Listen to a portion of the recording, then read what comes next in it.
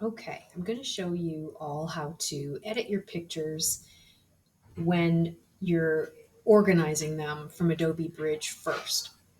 So I'm actually in Photoshop right now, and I like to use Adobe Bridge as a method of organizing and sort of tagging my pictures for whatever I think are my favorites. So when I go to File, we can choose Browse in Bridge, and then hopefully Bridge will launch. And this was the last folder I was in. So I'm going to navigate back to my student folder. We may need to go to the desktop and to the photography shortcut.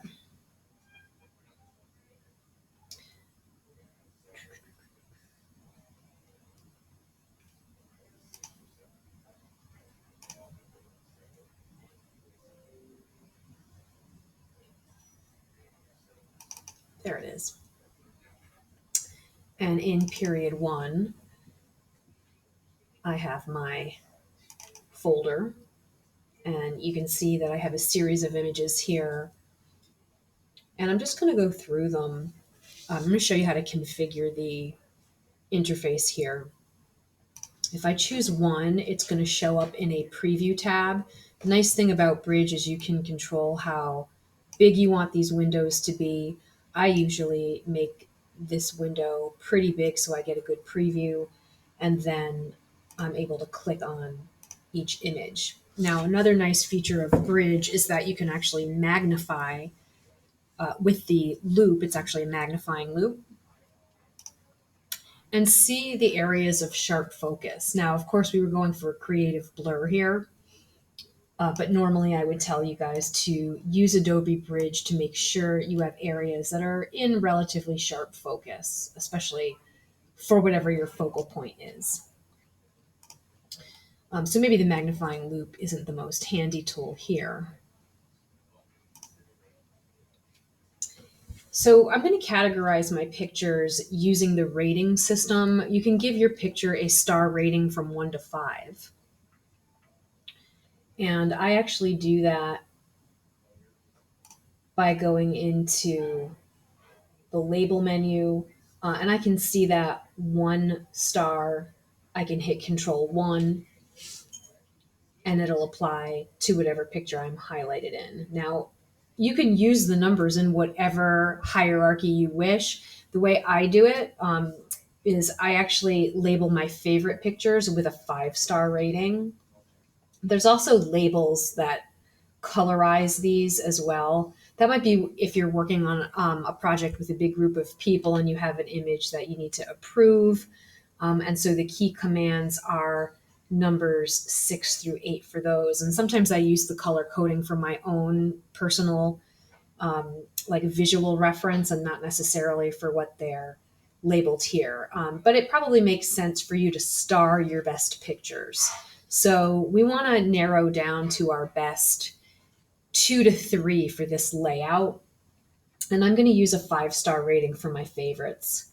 So I'm looking for a variety of pictures to use. And as long as I'm highlighted on the picture and it makes the yellow box in Bridge, then I should be able to give it the star rating. So I'm looking for some interesting blurs and some overlapping and motion as I choose these.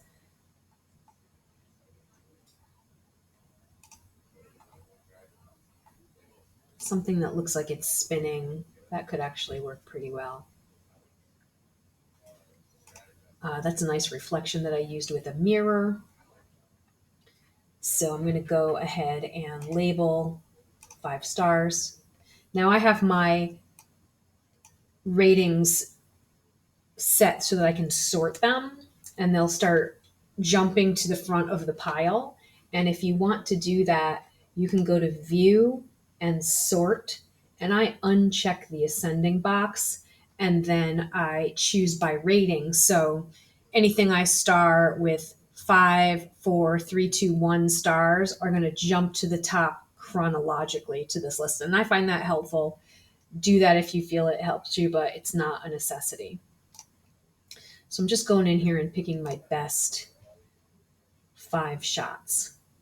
Trying to get a little bit of variety here. It's kind of interesting. Control 5 on my keyboard pops it up to the top here.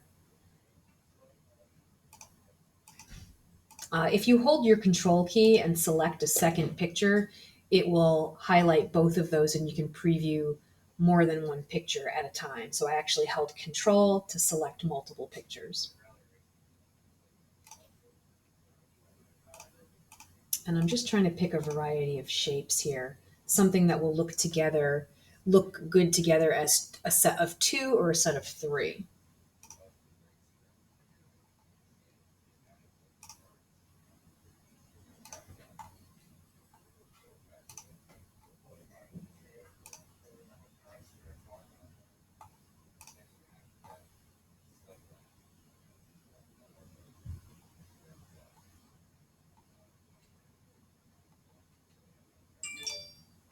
Yeah, maybe I'll go with that one. So control 5.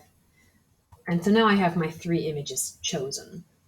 So when you double click on these in Bridge, they are going to automatically launch in Photoshop for you.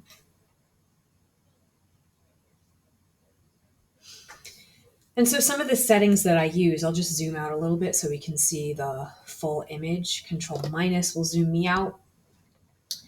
I like to just check my edges to see if there's anything distracting. If there is, I might take my crop tool here, and I actually don't want a very precise crop.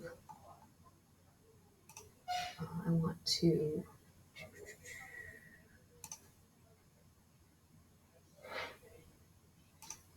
probably just have an empty ratio so I could crop it to whatever size I need it to be and then switch it.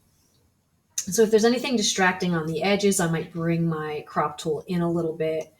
Remember, when you're done cropping, you're going to click the enter button. And then I go ahead and I apply some adjustments. So you can go to the image menu to grab your adjustments here. Brightness and contrast is a good option for these works because if we increase our contrast, our darks get darker and our brights automatically get brighter. So if you really want that nighttime effect, you can crank your contrast up. You can lower your brightness down, but I might keep my brightness up just a little bit because I like that glowing. And I'm going to click OK. Keep in mind that when you're doing your adjustments from the top menu up here, Image Adjustments, we can use any of these adjustments today for this assignment. These are the basic corrections here, like brightness and contrast or exposure. If you hoped that your exposure was a little darker or lighter when you were shooting, you can try these. These are really some more effects, like if I wildly wanted to change my colors. The thing to keep in mind is when you get your adjustments from the image menu at the top, they are going to embed right into the layer here. So I can't go back and re-edit those like I could if I grabbed my adjustments from the adjustment menu here. So if you'd rather get your adjustments, it's all the same stuff as we saw in the top menu there. Let's just say I want to do something like change my hue saturation. And I'll just move these properties over. So if I wanted my colors to be very, very different, and I moved my hue slider around, then the adjustment sits right on top. So if I decide that I want to throw it away, I can click on it and drag it to the trash. Or I could right click and delete that layer if I want. And the other nice thing is that these are re-editable. So when I click on the adjustment symbol, double clicking, I bring back my hue and saturation properties and I can make further adjustments. I'm not locked into anything that I have as an adjustment layer. So I think this is one of my most favorite parts of shooting slow shutter speed with colorful lights is that you can really go in and change your colors afterwards with hue saturation. So I'll go in and I'll edit each of those, and then I will show you how to do a layout.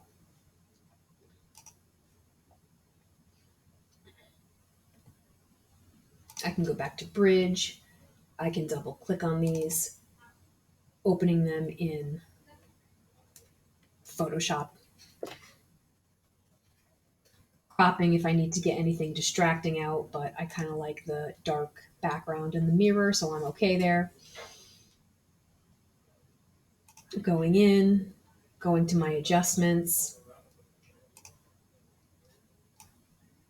bringing up my brightness, bringing up my contrast, trying to darken that background. The higher the contrast, the darker the background will become. If you guys want to try things like photo filter, you can do a warming filter, which changes your colors and play around with your densities, or you can pick a very distinctive color from the list here. I'm going to cancel that because I actually don't want to change my colors here. Some of the other options would be to turn everything black and white in your adjustments. So there's the black and white option. Play around with your presets because they might have some kind of setting that you find that you like. So I'm going to scroll down through these different black and white filters. Maximum white looks pretty cool because it really makes those lights glow. Neutral density works really well.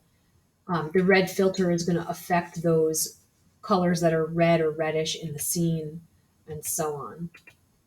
So you can black and white everything if you want. I'll cancel that for now.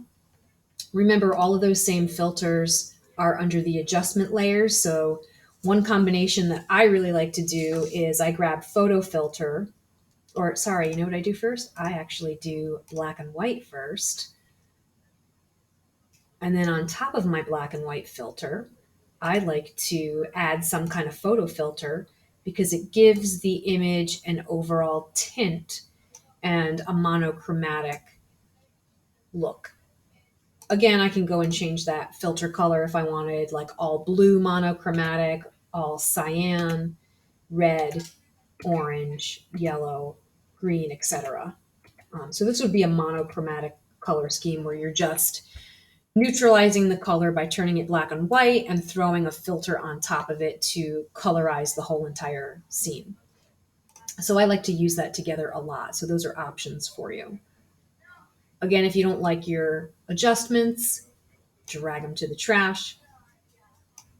I'm just going to go with full color on all of my images here.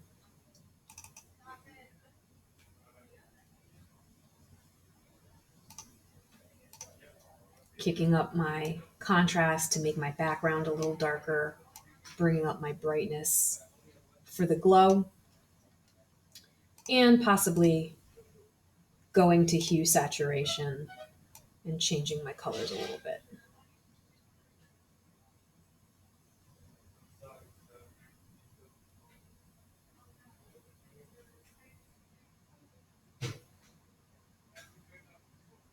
Okay. So now we want to put these in a layout of their own. And we can do that by going to File, New. I'm going to set up a very specific document size. I'm going to call this, let's make it nice and easy and call it Blur Layout. We were aiming for that creative blur.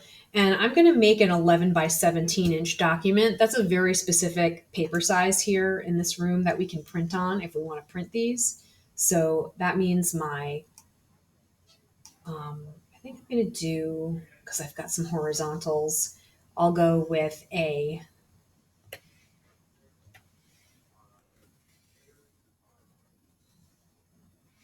width of 11 and a height of 17.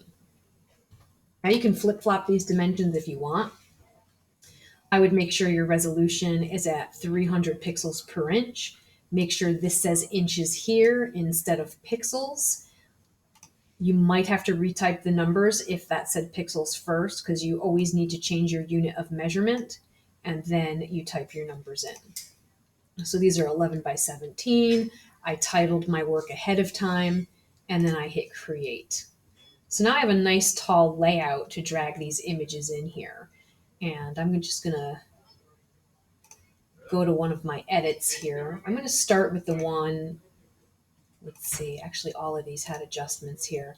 Here's the issue that you may run into. If you have adjustment layers on here, what you may want to do is you may want to flatten these layers first. And that's going to make it a little bit easier to drag the edited image into your layout. So I can go to the layer menu and I can either merge visible. Any layer with an eyeball is a visible layer. So that's going to merge all of those edits together, as well as flatten image. It'll also do the same thing at this point. So now this is flattened. All my changes are there. And that's going to allow me to click and drag over, clicking and dragging, touching the blur layout document. Photoshop will switch it over. I'm still holding and dragging my layer. And now I can add it right to the layout here. Now we're going to resize these in a moment, but I'm just going to get all those files in there. So right now what I have is my background layer, my first edited image. Now you may want to go back to your edited image that you flattened, and you might want to unflatten them. That was the last move I did, so it would be easy for me just to go step backwards, and I can save this just as it is, and that allows me to go back and edit these later on if I change my mind and I need to edit them. So I'm just going to go File, let's see, File and Save.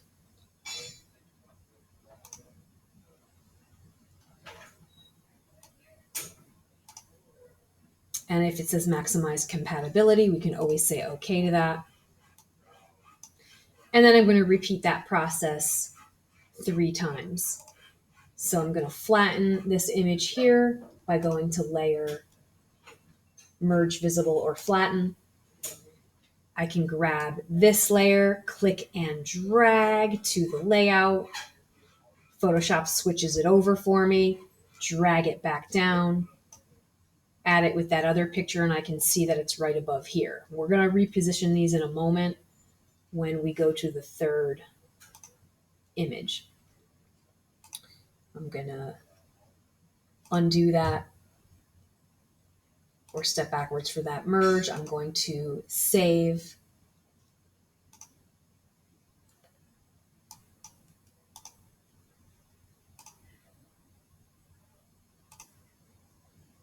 And then go to the last shot, layer, merge visible. Now I can click and drag into the layout. Drag, drag again. And then let's go step backwards. Oop. There we go. This is the one I need to step backwards on. Save it.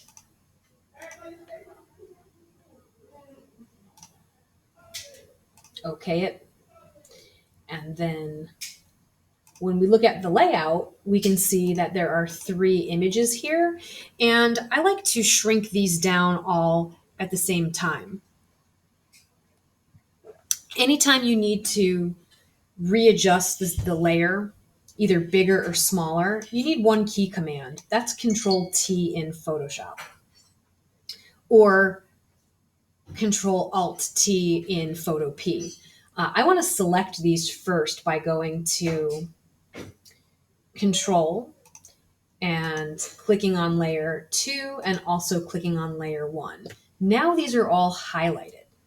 That means if I go to edit and I Control T or free transform, it's going to resize all 3 of those at the same time. So remember, when you are free transforming, you should hold your shift key and just use the corners. You want to keep everything in proportion so you don't squish or distort the frame. Looks like I can fit about 3 images that are this size. Maybe I'll scale down just a tiny bit. so that I have enough room for these 3 images, and I'm going to click the enter button to get out of free transform and the bounding box goes away. So I can now click on each individual layer. I like to grab my move tool and I like to reposition these into place. And I have some nice magenta grid lines that help me line things up pretty well.